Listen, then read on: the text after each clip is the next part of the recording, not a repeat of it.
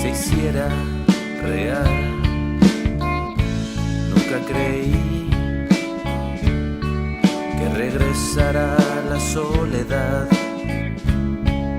y menos a mi edad, cuando sentí. Hola, ¿qué tal amigos? Esto es Prensa Cultural, Análisis y Crítica, y estos son los miércoles de ceniza desde aquí, desde esta gran librería que es Jorge Cuesta, aquí en el Impul número 12, a unos 5 o 6 minutitos del Metro Cuauhtémoc, muy cerca la verdad, y vengan porque la verdad se van a encontrar cada cosa que les va a robar la atención. Y bueno, hablando de atenciones, me da mucho gusto, la verdad, agradezco mucho que nos hayas aceptado esta invitación.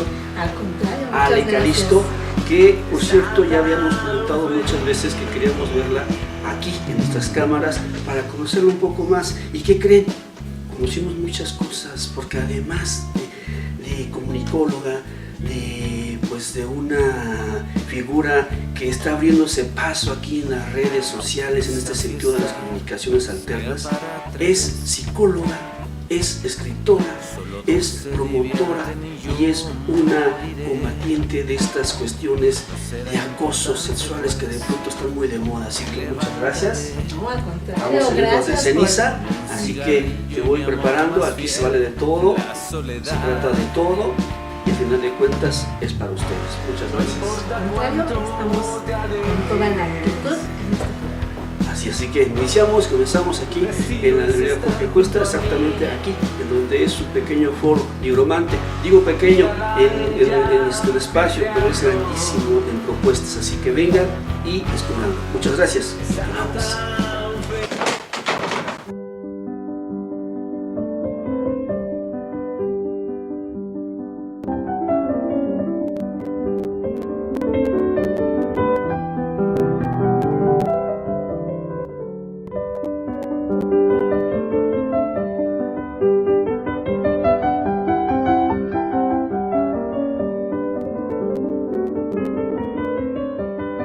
Hola, ¿qué tal amigos? Ya regresamos y bueno, estamos aquí ahora sí ya instalados, bien sentaditos, bien cómodos. ¿Estamos cómodos? Sí, por supuesto. Eso. Muy cómoda. Y bueno, iniciamos. ¿Qué tal si desde el principio? Claro. ¿Claro? Uh-huh. Yo sé y perdón, porque yo casi nunca acostumbro a tutear a mis invitados, pero la verdad, como somos colegas en estos medios, claro. creo que existe esa licencia, así que por eso te tuteo. Adelante, con toda la confianza. Entonces, ya sabemos que eres de la Ciudad de México. Así es. ¿De qué parte de la Ciudad de México naces? ¿De dónde eres? ¿Y cuál es tu nombre? Bueno. Este es el nombre de pila, nombre de batalla, Alex Calisto. Ale Calixto. Mi nombre completo es Alejandra Calixto Sánchez. Uh-huh. Soy de la Ciudad de México. Nací en la delegación Venustiano Carranza, en un contexto familiar, digamos, medio. Uh-huh. Soy la mayor de cuatro hermanos. Uh-huh. Y bueno, desafortunadamente, como hija mayor, y lo digo aquí porque como le comentaba, a veces se nos cargan muchas situaciones o responsabilidades que no nos corresponden, sí. ¿No? Pero bueno, desafortunadamente mi familia se desestructuró, ¿no? Pero bueno, aquí estamos dando batalla y bueno, pues tratando de contribuir con nuestro granito de arena en lo que es en la parte cultural, ¿no? Esta parte que comentas se desestructuró, o sea, se volvió a formar o se volvió a reestructurar. ¿A qué te refieres en especial? Bueno, se desestructuró porque bueno, mi madre murió de cáncer de mama. Entonces, tú sabes que cuando un miembro de la familia tiene cáncer, pues no solamente es ese miembro, sino todos los miembros lo vivimos, claro. Y lo padecimos de una manera muy diferente. A mí en lo particular, yo estaba estudiando psicología, esa fue la carrera cuando mi mamá padeció la enfermedad. Para mí fue muy difícil poderlo sobrellevar y es algo que por primera vez voy a compartir en este espacio. Fue, como estaba yo muy joven, tenía yo escasamente 20, 21 años, yo evadí la enfermedad de mi mamá refugiándome en el estudio. De hecho, terminé un poquito antes la carrera. No supe, como estudiante de psicología, no supe cómo enfrentarlo. yo creo que cada uno de nosotros lo evadimos de diferente forma. Mis padres se separaron a causa de eso.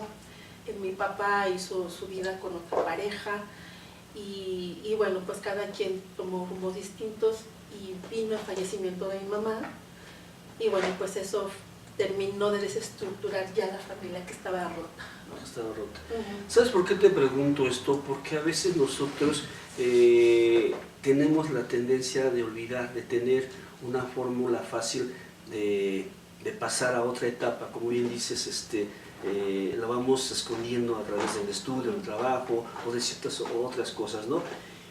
Y entonces mucha gente piensa que nuestra vida es feliz, es fácil, es sencilla, nada más presentarse en la cámara, presentarse en el micrófono y hacer preguntas y preguntas y preguntas, pero no, es mucho, ¿no? Hay un embalaje histórico en todo esto.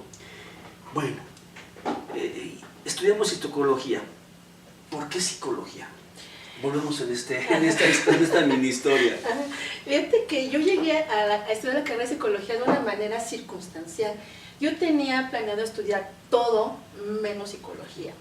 Pasó por mi mente la carrera de literatura, obviamente, antropología, pero inclusive lo que es artes plásticas, porque yo mi primera inquietud fue el dibujar, ¿no? Pero desafortunadamente, pues en mi tiempo, estudiar artes era sinónimo de padecer hambre, ¿no? Sí. Entonces, mi madre, que en paz descanse, me decía, no estudies eso porque te vas a morir de hambre. No, pero todavía, Todavía, pero, ¿no? Todavía aunque ahora sí. ya les dan este reconocimiento, les dan diplomas y hasta cierto punto se le tratan con la gente, ¿no? Ya hay más selfies de ellos. Exactamente. Entonces, llego a la UAM Iztapalapa, que es donde yo soy egresada, orgullosamente guamera. Así es. Llego motivada por mis compañeras de la vocacional. Me dicen, vamos a revisar el plan de estudios de psicología, ¿no? ¿Qué es psicología social? Llego, veo las materias, dije, me gusta, le entramos. Fue por eso que yo llegué a la carrera de psicología, no porque yo trajera, digamos, la intención de estudiarla, ¿no? Entonces, cuando yo ingreso a la carrera, me enamoré de mi carrera, la amé profundamente, me ayudó mucho en aspectos personales a darme cuenta de ciertas situaciones que yo estaba viviendo y es por eso que también amo mi carrera y estando ahí, bueno, yo inicio mi primer periodo de atención psicológica que fue bajo la corriente psicoanalítica a los 21 años. Porque también estaba yo checando en esta nota que me hiciste favor de mandarme a mi correo para conocer un poquito, no mucho, ¿verdad? Porque tengo una dislexia, que antes saben ustedes, que se me olvidan las cosas al momento.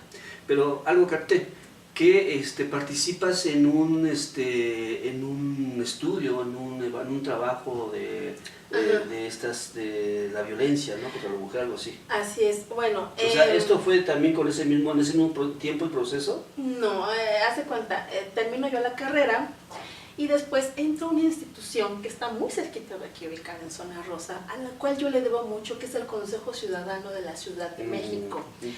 Tuve la fortuna de estar presente cuando se creó dicha institución y que fue inclusive en aquel entonces el jefe de gobierno Marcelo Ebrard a inaugurar las instalaciones y bueno, fui parte de la creación del consejo y bueno, más tarde salí yo del consejo, vuelvo a entrar.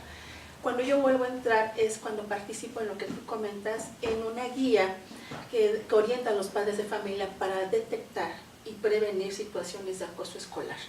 En ese trabajo yo daba pláticas y talleres a niños de primaria, secundaria y bachillerato de bullying, porque bueno, estamos hablando de una violencia escolar fuerte. Entonces tu servidora participó en esa guía que para mí es uno de mis grandes orgullos, ¿no? Como que fueron de mis primeros bebecitos en lo que se refiere al área profesional, ¿no? Claro, y no es poca cosa, imagínense estar en el equipo o ser parte de este equipo en el que va poniéndose los puntos y las IES en un momento tan crucial que parecía que el bullying no sé, sigue siendo la moda de los chavos, ¿no? O sea, de pronto se ha extendido tanto. Pero bueno, vamos a regresar la rueda. un poquito más. Entonces ya estábamos trabajando en Orgullosamente de la UAM, ya hubo un proceso en el cual finaliza con estos lutos que son largos, que son pesados, y que de una forma tú estabas tratando de eludir, ¿no? Pero ya una vez reconocido, dices, bueno, pues así es la vida y hay que seguir con la vida, ¿no? O sea, al final de cuentas, nadie tiene dónde dirigirla ni de planearla, se da y punto. Ahora bien, yo tengo una duda.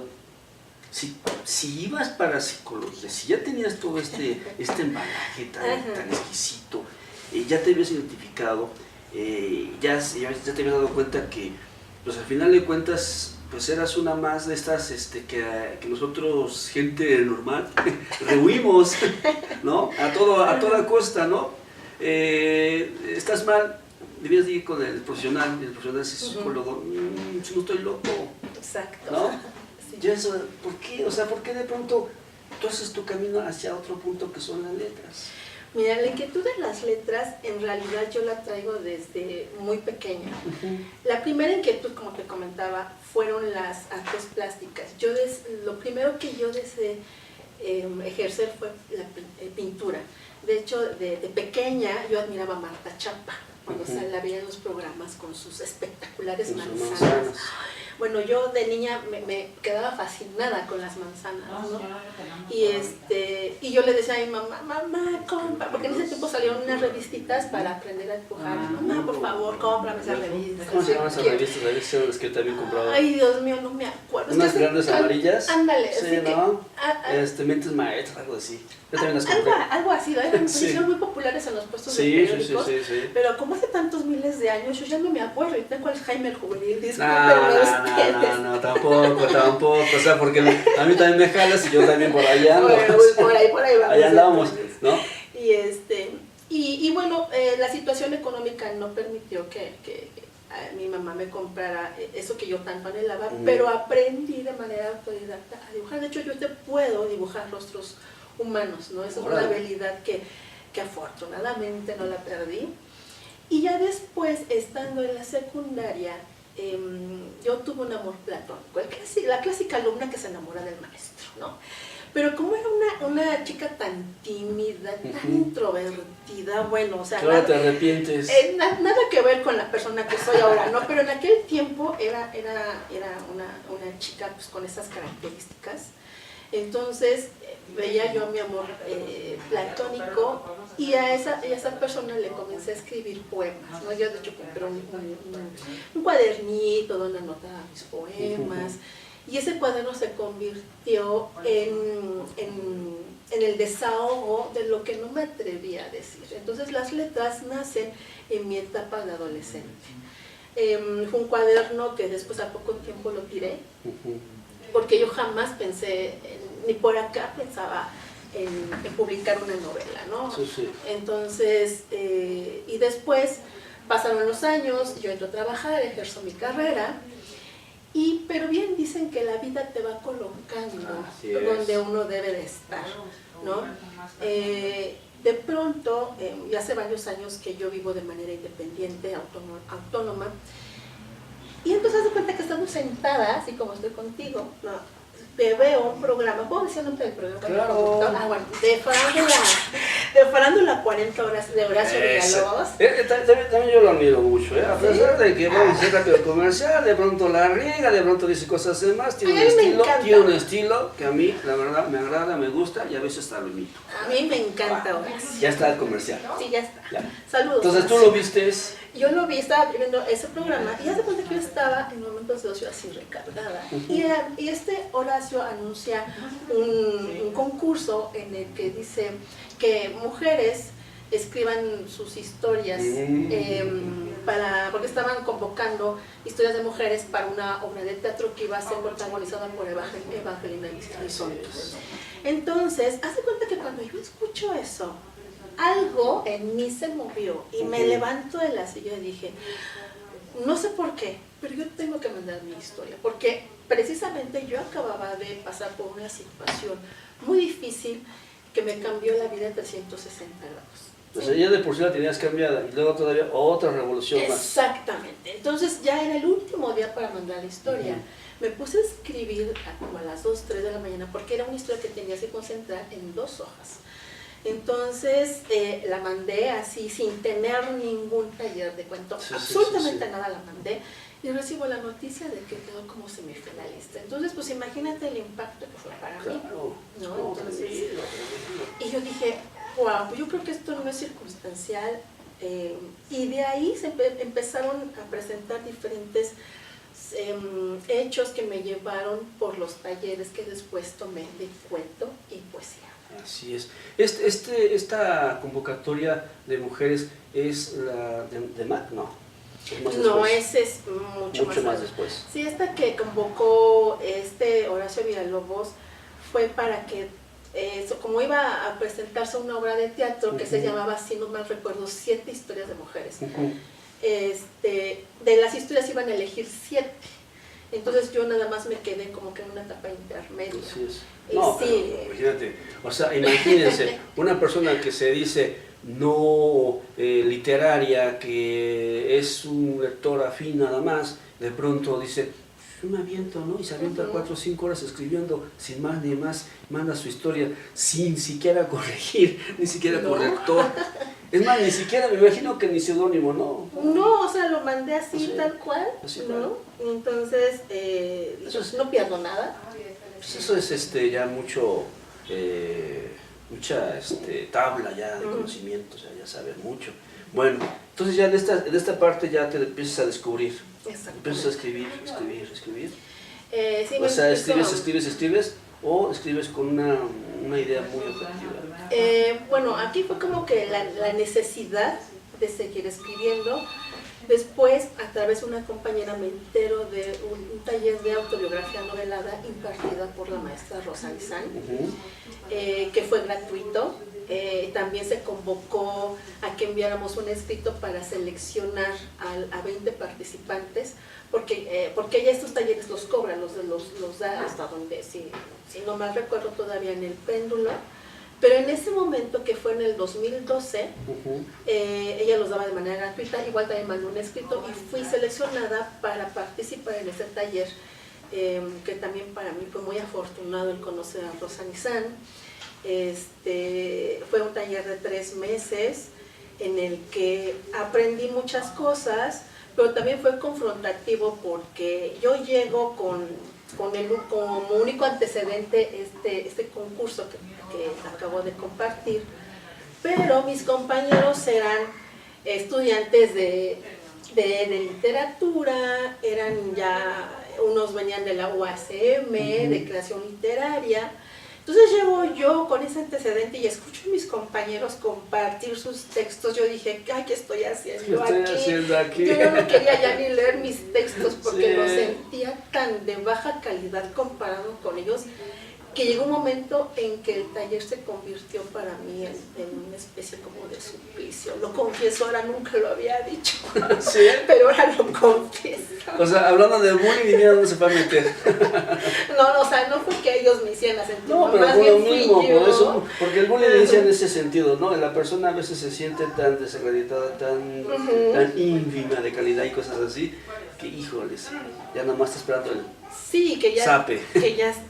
Terminara el taller, porque la verdad me enfrenté con muy buenos compañeros, con unos escritos maravillosos, y los míos yo decía, ay no, o sea, como que creo que equivoqué el camino, ¿no? Entonces salí un poco frustrada de ese taller, ¿no? Pero no porque tuviera malos compañeros o porque, bueno, Rosa Lizán, bueno, es una gran escritora, ¿no? Que algún día la voy a analizar uno de sus cuentos en mi programa. No me quedó una sensación satisfactoria, pero gracias al destino, a la vida, al universo, pues me encontré con otros talleres. Ahí es donde aparece el DEMAC, ¿no? Que da talleres de autobiografía exclusivamente para mujeres. Sí. Entro en la autobiografía y fue maravilloso. Ahí mi mundo cambió. Fíjate que es interesante esto que nos platicas, porque para mí, que también en ocasiones logro escribir ciertas líneas y a veces me las felicitan y me las enfiestan, pero igual yo siento que a veces es necesario tener este antecedente, o sea, de ir en el eso de acierto y falla, ir por error y falla, ir madurando, ¿no? Entonces, no tuviste tu prueba de fuego, la pasaste y adelante. Después sigues con esta otra parte de los 2 talleres. ¿Qué has publicado en esas primeras veces? O sea, ¿qué publicaste? ¿Estos relatos que hubieron para iniciar o para poder adentrarse, están vivos? ¿Están en un compendio? ¿Están en una antología? Mira, en DEMAC es un curso de 6 meses desde autobiografía. En ese primer taller fue que escribí esta novela de En la piel del desamor. Esta historia nace en ese taller en un lugar también muy emblemático, en Voces en Tinta, que está ubicado en Zona Rosa. Entonces, ahí la primera versión de esta novela, digamos sin pulir, ahora sí que al natural, la escribí durante esos 6 meses. Y bueno, cuando yo termino la historia, DEMAC tiene un concurso para donde uno inscribe las historias. Metí la mía y bueno, no quedé ni como finalista, ahí sí nada, ¿no? Entonces, pero yo dije, pues sí no quiero que la historia se quede ahí, sí quiero que la historia, verla algún día publicada. Entonces, afortunadamente tuve la suerte de que una compañera me pasara los datos del maestro Enrique Alfaro y Arena, que yo espero que los entrevistes, es así, yo les mando un fuerte saludo, que es escritor y editor. En ese tiempo era editor de Editorial Terracota. Y sí lo contacté y él le mandé la historia para que la revisara, o sea, que resaltara pues lo que yo quería comunicar en este texto. O sea, más que nada que le dé a la aprobación final, de que si está bien o está mal, voy para adelante, voy para atrás, o de plano me regreso a mi consultorio y ya soy bien feliz con ellos. Sí, exactamente. Yo dije, dependiendo de lo que me diga el maestro Enrique, yo sabré pues si sigo o no. Cuando yo lo contacto me dice, claro que sí, por favor mándame un capítulo y ya pues yo te diré, ¿no? También voy a hacer una confesión aquí, nunca la había dicho. Después de que mando el concurso a DEMAC, la primera versión, la dejé enlatada algunos meses antes de mandársela al maestro Enrique. Cuando yo saco el primer capítulo, lo vuelvo a leer para mandárselo vía mail y lo leo. Ay, no, bueno, yo dije, con razón no quedó ni como finalista, o sea, no me gustó, vi mi primer capítulo espantoso y dije, ay, no, bueno, con ganas de tirarlo a la basura, o sea, definitivamente dije, no, esto yo no se lo puedo enviar al maestro Enrique porque inmediatamente me lo va a rechazar. Entonces, dije, tengo que encontrar una entrada que atrape al público. No sabía cómo hacerlo, pero entonces me quedé con esa idea y cuando me dormí con esa idea dije, no, tengo que encontrar una entrada, las primeras líneas. Cuando yo despierto al siguiente día, te juro que con las primeras líneas, las que empieza mi novela, yo amanecí con ellas en la mente. Dije, no, esa es la entrada ideal, me levanto y empiezo a escribir. Y reestructuré todo el primer capítulo. De hecho, el primer capítulo que yo le envío al maestro Enrique no tiene nada que ver con el que yo escribí en el taller de DEMAC. O sea, ahí entiendes por qué entonces sí es necesario darle una revisada. Así es. Antes de mandarlo. Así es. Porque somos muy dados a ser efusivos, ¿no? Sí, queremos que todo el mundo conozca y vea a nuestro hijo, pero no vemos que no está peinadito, ni de raya, ni zapatitos, en fin, son muchas cosas. Nos ganan mucho las ganas de publicar y bueno. Vamos a hacer un corte, amigos, y regresamos y les prometo que vamos a conocer un poco más de Ale Calisto, así que no se vayan, por favor. ¿Nos estamos haciendo bien?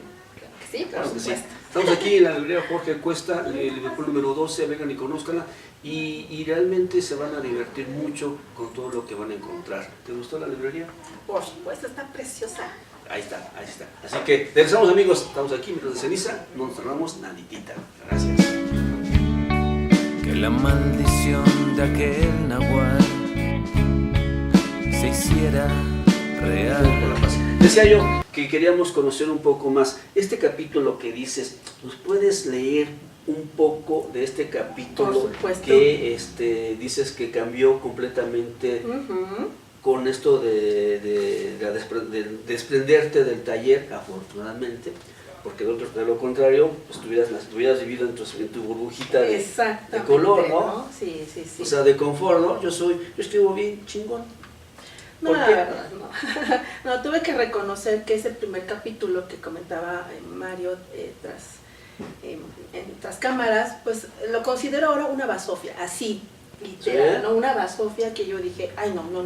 Si el maestro Enrique lee esto, me lo devuelve, ¿no? O sea, yo no voy a perder Pero mi sí tiempo. conservas el original. Sí, ese. conservo el Sí, original. digo, para Sí, que de sí, pronto sí. digamos, a ver qué tal si a ti no te gusta, pero a mí sí, ¿no? No, la me verdad gusta lo es que- auténtico, lo neta, lo que es, lo que vale la Ok. pena en ese momento sentir la sangre fluir y poner, te amo y te quiero, pero te voy a olvidar.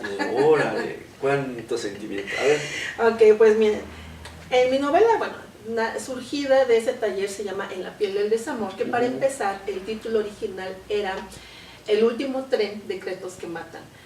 Pero el maestro Enrique con esa visión me dijo, Ale, ese título no, para mí no es acorde para tu novela va más allá. Entonces también llegar a este título es otra historia que cuando me llegó a la mente dije, se tiene que quedar. Y cuando él me revisa la historia, empieza con un epígrafe que me dijo, cuando él terminó de leer eso, me dijo, Ale, tu historia me gustó. Cuando yo la leo me recordó esta parte de parte del soneto de Sor Juana Inés de la Cruz. Por favor, pónselo si tú así lo deseas al inicio de tu novela, y por supuesto que así. Ella no va a venir a pelearte los derechos. Exactamente. También por eso. Y no sé si quieras que Claro, pues, oye, pues, estamos esperando. Bueno. Claro. Y dice así: al que ingrato me deja, busco amante. Al que amante me sigue, dejo ingrata. Constante adoro a quien mi amor maltrata, y maltrato a quien mi amor busca constante. De Sor Juana Inés de la Cruz, ¿no? Entonces, yo creo que esto nos da la pauta a pensar más o menos, ¿no? De qué va a sacar esta historia. De qué va a ser la historia, que yo también leí un poquito en el prólogo que me mandaste, me gustó mucho, pero yo saben que yo no me fío de lo que dicen los demás, sino de lo que digo yo y opino, así que, a ver. Bueno, el capítulo 1 inicia así y lo titulé ¿Quién era yo? Voy a tratar de ponerle énfasis, como verán estoy un poco afónica, pero bueno, trataré de no aturdir sus oídos, queridos televidentes. Ya iba a decir radio escuchas, ¿eh? Sí, se pega. Se pega. Se pega. Dice así: ¿por qué regresaste? ¿Estás loca? Perdiste la oportunidad de tu vida. No vas a encontrar algo mejor a tu edad. Esta fue la letanía que reventó mis oídos cuando regresé a México, del viaje que trastocó mi vida, con la autoestima hecha trizas y los sueños pulverizados. Pero esto a casi nadie le importó, mucho menos a mi familia, en su afán de obtener respuestas que no quise dar. Váyanse todos al diablo, pensé, sin atreverme a abrir la boca y escupirles mis verdaderos pensamientos. Pero me los tragué, dejándolos con la duda. Decidí callar como lo hacen los cobardes que no se atreven a expresar lo que los mata por dentro. Que cada quien especule, que cada quien se cuente su historia, que cada quien crea lo que le venga en gana, me dije apretando la mandíbula. Si algún día se dan el tiempo de leer lo que narro en estas páginas, encontrarán las respuestas, conocerán los motivos que tuve para regresar al lugar del cual huí. Sabrán que fueron algunas de las razones de esa huida y también, paradójicamente, de mi amargo regreso. Esto es parte de mi primer capítulo. Ese es el primer capítulo. Ale, aquí entre nos, sin que nos escuche el público, sin que esté atento a las preguntas. ¿Esta historia es tu historia o es una historia basada en tu historia, pero hecha de otras historias? Esta historia está basada en un hecho real, matizado con hechos ficticios. Ya no, la historia que yo escribí en el taller sí era 100% autobiográfica, esta ya no, porque la pulí y agregué elementos para acentuar ciertos hechos por los que sí pasé, ¿no? Ese sí es una historia que yo viví hace aproximadamente 9 años, que como comenté transformó mi vida 360 grados. Yo fui una antes y después de ese evento que relato aquí, que es pues es algo que tuve que superar o superé con una terapia psicológica, ¿no? Y que me dio el valor para poderla escribir aquí. Por eso pregunto, por lo que habíamos antes hablado, de que estos cambios, estas revoluciones que tuviste, esta vuelta de tuerca o de hoja, y entonces por eso pregunto si esta novela es parte de tu vida. Pero ya ya tallareada, ya tiene un taller, ya tiene ciertas figuras literarias muy importantes, ¿verdad? Ya no es así al puro azar, al puro emoción, sino ya que trabajas un poco más. ¿Qué te parece si nos lees un poquito más de en medio? Danos otra pista de esta novela. Otra pista de esta otra parte novela. donde tengas subrayado una manera y digas, esto me gusta, esto ya tengo aquí subrayadas las partes. Mira, déjame ver. Eso es con el fin de que ustedes, amigos, vayan creándose ese misterio y ese interés por leer algo. Porque es muy importante no únicamente presentar al autor y presentarlo aquí, sino también leerlo. Creo que eso es lo más interesante de cada programa que hacemos. Por eso es que en cada programa le pedimos al invitado pues que nos lea un poquito para Sí, mira, aquí tengo unos textos seleccionados, no los encuentro en la novela, pero son de la misma novela. Son de la misma novela, que en una entrevista de radio, que para mí fue como que son de los fragmentos claves de esta historia, ¿no? Ya. Esto que les voy a leer también es parte del primer capítulo y bueno, espero que les guste y toque pues esas fibras que en su momento lo hizo conmigo cuando le escribí, porque déjenme confesarles que yo me la pasaba llorando cuando escribí esta historia. ¿Sí? De verdad, yo lloraba, me encerraba los fines de semana llorando cuando escribí yo esta historia. Y esa es parte del primer capítulo que dice así. La insatisfacción de mi corazón hacía concebirme desconectada del mundo y perder poco a poco la pasión por mi trabajo. Mi entusiasmo se fue apagando hasta convertirse en un acto mecanizado y rutinario. Era una vela apagada, consumida, sin ánimo de encenderse de nuevo. Estaba mermada al punto de perder la capacidad de disfrutar lo que tenía a mi alrededor, incluida mi familia, por enfocarme en las carencias y depositar mi felicidad en alguien que estaba muy lejos de concebirme de la forma en que yo lo visualizaba. Él trajo a mi desierto camino una luz maravillosa de vida, cuando el destino, la casualidad, Dios o lo que haya sido, lo alinearon con mis pasos, carentes de dirección y movimiento. Esa luz de vida subsistió por un tiempo, menguó ante los ojos y se desmoronó entre los dedos de una mujer cada vez más desahuciada. Esa mujer era yo. Yo era una mujer desahuciada. ¿Desahuciada en qué forma? Desahuciada en el sentido que yo no le encontraba sentido a mi vida. Desahuciada porque ya nada me entusiasmaba. Desahuciada porque a pesar de que yo trabajaba, ejercía mi carrera profesional, lo hacía de una manera mecánica, no disfrutaba lo que había a mi alrededor, en ese sentido, y por eso lo plasmo ahí, me concebía como una mujer desahuciada. Esta historia, por ejemplo, danos un nombre de un protagonista o un antagonista que provoque todo este malestar, toda esta vivencia que nos comentas ahorita, o sea, algo que dé una pista más concreta, ¿no? Yo no quiero caer en el juego de una historia rosa. Así es. Esta novela... Así es.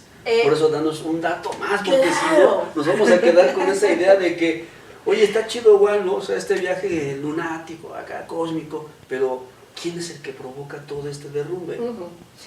Esta novela es todo menos una historia rosa. No es una novela de amor romántico, no es una historia clásica donde van a encontrar de que famosos se casaron y vivieron juntos. O al revés, ¿no? Exactamente, ¿no? No para nada. Es una historia real, no es como las que nos han vendido en las historias de Walt Disney o en las románticas, ¿no? De que fueron felices para siempre. Es una historia donde se habla de la paradoja del amor, en la que qué sucede cuando amamos a alguien que no nos corresponde y qué hacemos ante el amor incondicional que nos ofrece otra persona, pero que no la amamos, ¿no? Entonces, uno de estos protagonistas se llama Héctor, que es el hombre de quien Lilian, casi se llama, el personaje femenino es Lilian Alcázar. Ella es una mujer profesionista que aparentemente lo tiene todo, pero se enamora de este joven que es 12 años menor que ella. Entonces imagínate lo que es para una mujer socialmente enamorarse de un hombre mucho más joven, ¿no? Y más todavía cuando este joven se vuelve en el centro de su vida, en el centro de su existencia, en el que es juzgada por esa situación por su propia familia ya desestructurada. Y ella ve en este joven su única tabla de salvación en medio de un océano donde se encuentra ella perdida, ¿no? Entonces, este joven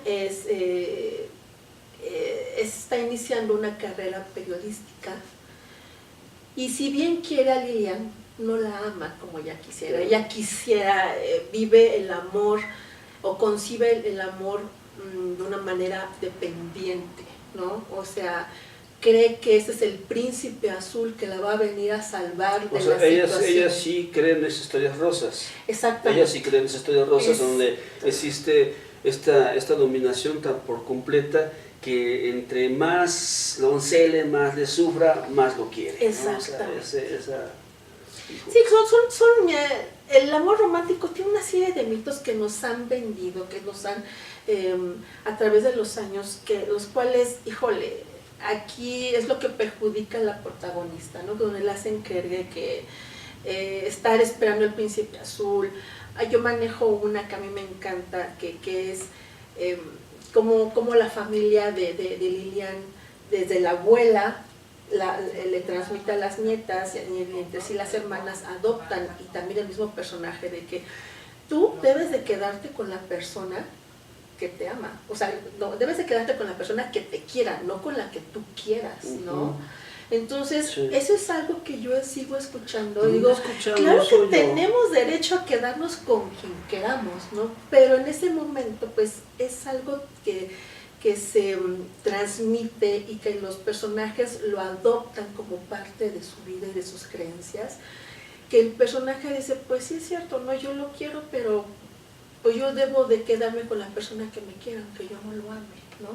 En el camino Lilian se encuentra con un hombre francés, de origen francés, que se enamora perdidamente de ella, un hombre de su edad, un hombre de buena posición, un hombre que está dispuesto a hacer todo con tal de que Lilian se quede con él. Este hombre se llama Monsieur Bouvet. Entonces la abuela materna, cuando se entera pues que Lilian está entre el amor del joven y el amor de este francés, ¿qué crees tú que le dice? Pues así como son las abuelitas, pues que se aferre el amor del joven.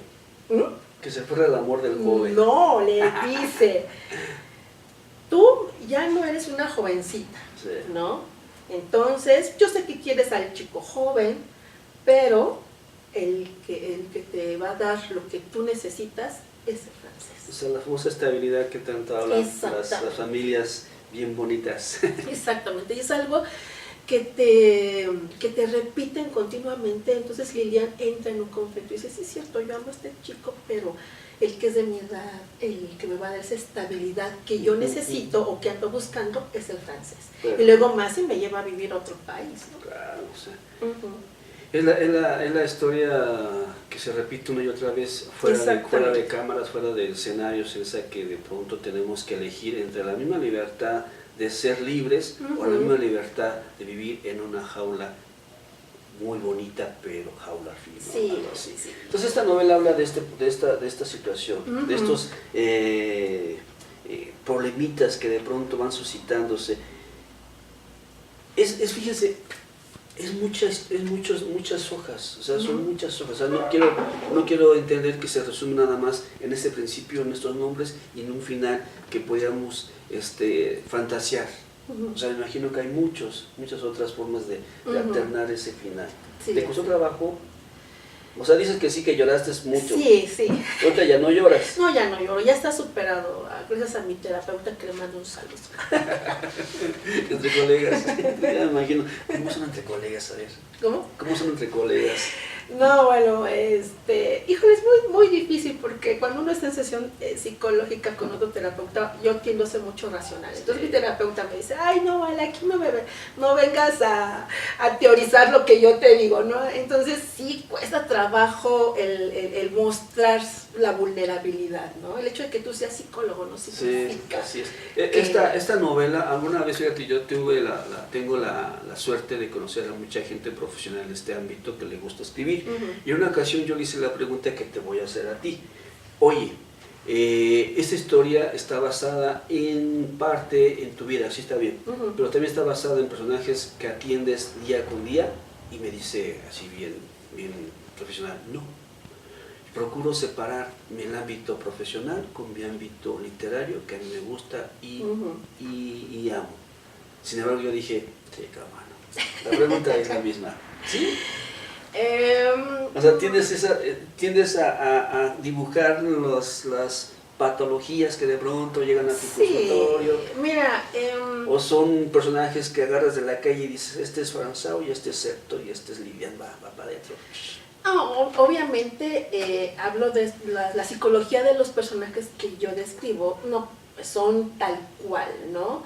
Obviamente ahí describo la psicología de Lilian, que es con baja autoestima, con inseguridad, completamente dependiente. Una abuela, ¿cómo es? ¿La abuela cómo es? La abuela, bueno, el perfil de la abuela es castrante. Ni siquiera la mamá. Bueno, ahí la mamá no está ausente porque es finada. Entonces la que ejerce el papel de transmitir el matriarcado es la abuela materna.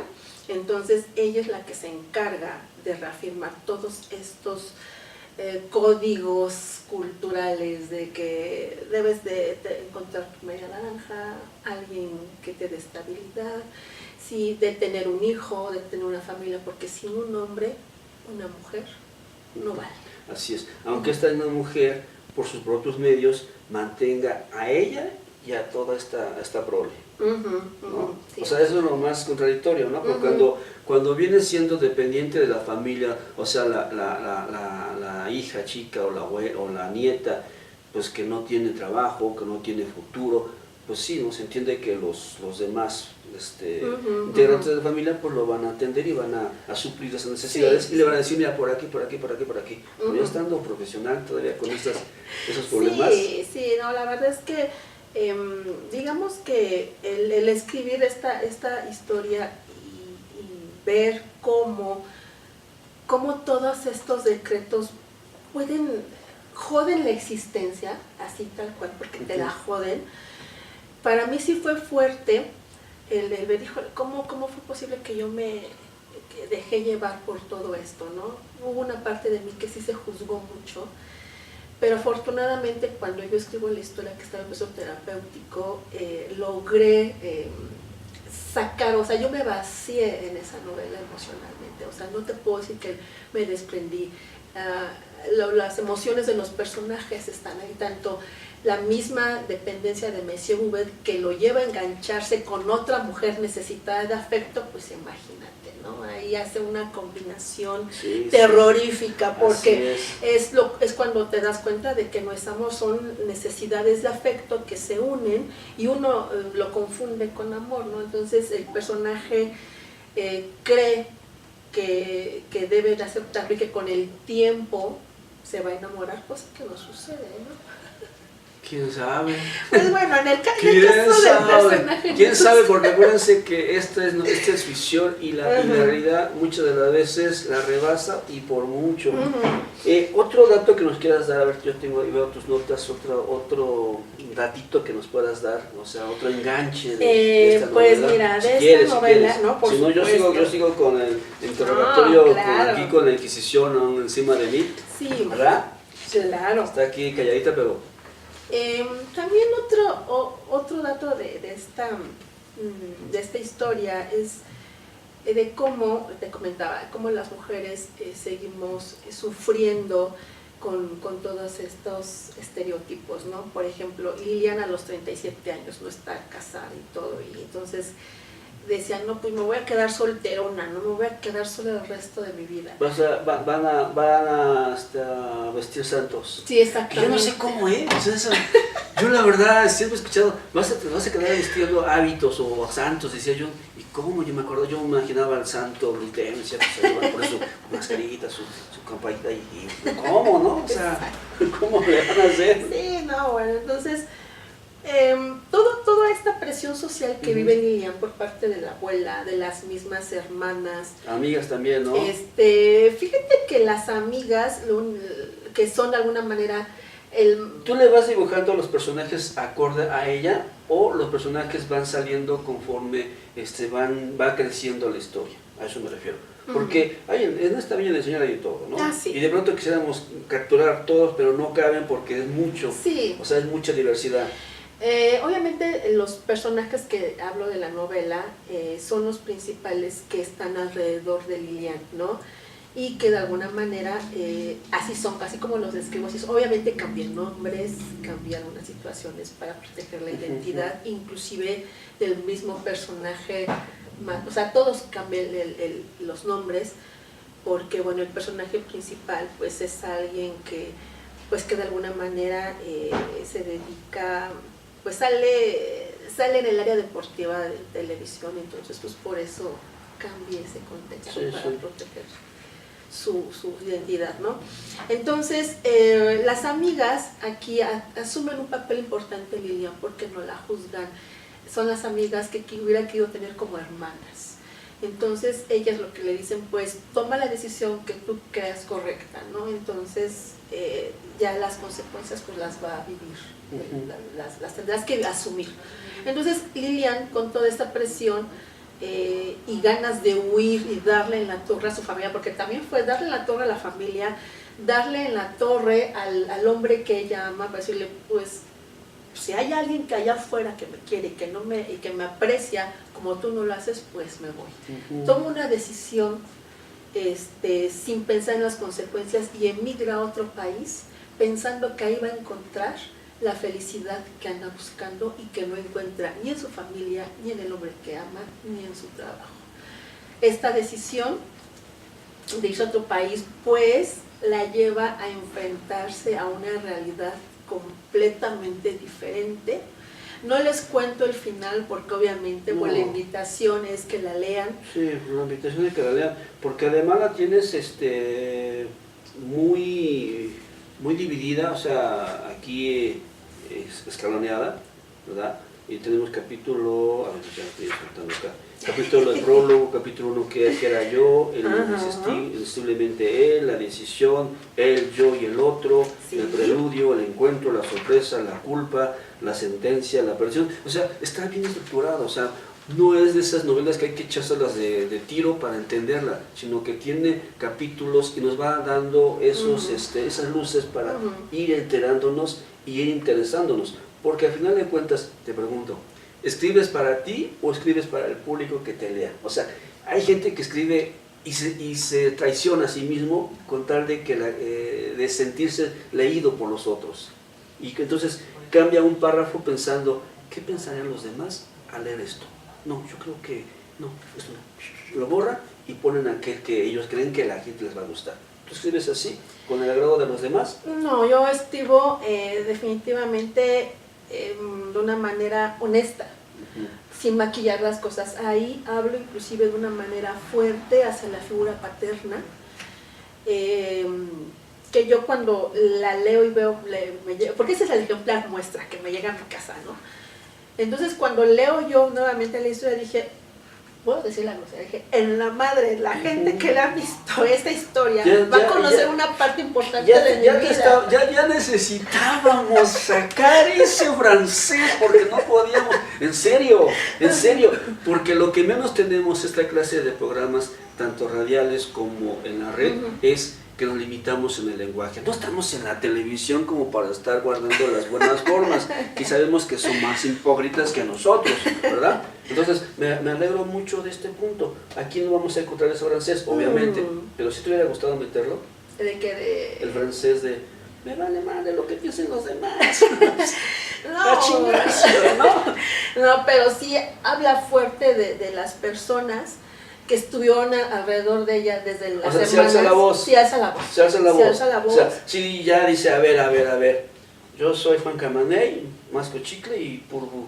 Sí, o sea, alza la voz el personaje, reclama, en esta historia van a encontrar una voz desgarradora que reclama esa disfunción familiar, que reclama una figura paterna endeble como las estatuas de arena, alza la voz en contra de ese amor que nunca le correspondió. Así es, ese amor que no luchó por ella o por él. Entonces, alza la voz inclusive contra ella misma, es una voz honesta, desgarradora, en ese sentido es una voz que se juzga a ella misma, pero que al final del día, el final es un final esperanzador. Es lo que les puedo comentar que van a encontrar en esta historia. Es un final esperanzador para aquellas mujeres que buscan o creen que se van a realizar a través de una pareja. Entonces, lo que propone esta historia es que no tiene que ser así. El primer amor viene hacia uno mismo. Entonces, el personaje... que yo lo dejo a esa parte del final, pasan muchos años en el que se reencuentra, pero el final es abierto, es un final esperanzador, no es un final clásico, como dije al principio. No hay sufridito, ni rositas, nada, y todos felices y contentos, no sabemos ni cómo, no sabemos ni cómo chihuahuas llegaron a ese punto, pero por suplido ya se borró. Exacto, ¿no? Entonces por eso en ese sentido la historia, el final que maneja no tiene nada que ver con las novelas rosas, es un final real, porque así sucede, es un final y es una historia muy real. Sí, exacto. Una historia muy real que no se resume en 2-4 letras, sino que es una parte de una novela que la verdad se me antoja exquisita. Yo estaba aquí leyendo, ya saben que yo siempre maña, yo no me lo prestan, yo lo arrebato y entonces empecé a leer cosas y cosas, por eso es que sí la recomiendo. En la piel del amor, Alejandra Calisto Sánchez. ¿Cuál? Del desamor. Del desamor, acá está. Es que digo yo, o sea, en la piel del amor, pero ya. No, del desamor. Hay trampa en todo. Es una trampa, una ligera trampa. Sí. Bueno, amigos, nos vamos al siguiente segmento ya para terminar. La verdad nos estamos pasando muy chévere. Ojalá que hubiera más tiempo, pero la verdad, híjoles. El tiempo es lo que nos come a veces en esto de las redes sociales, porque estamos acostumbrados, rápidamente lo digo, a las cosas rápidas, a la comida rapidísima, así como va, ¿no? El taco y vámonos corriendo. Tenemos que hacer una labor muy importante y lo vamos a ver en el siguiente fragmento. Hay que educar a nuestro público de que no, esto no es youtuber, estos son informativos más serios. Regresamos. Ahí está.